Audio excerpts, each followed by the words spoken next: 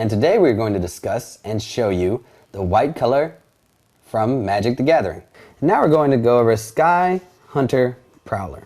Once again, as the name states, it is a cat knight.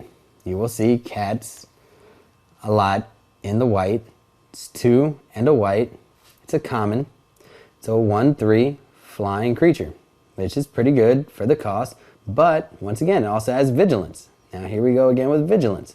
Vigilance is the ability to attack without tapping, which means that this creature, this 1/3 creature, can attack every turn and block every turn because it never has to tap.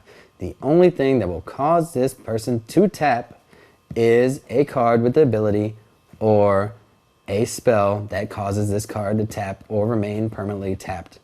But since it doesn't tap, it is not subject to other cards such as Assassination, and it's common, which means you can pick up 4 of them and have 4 creatures that can attack and block every turn in your white deck.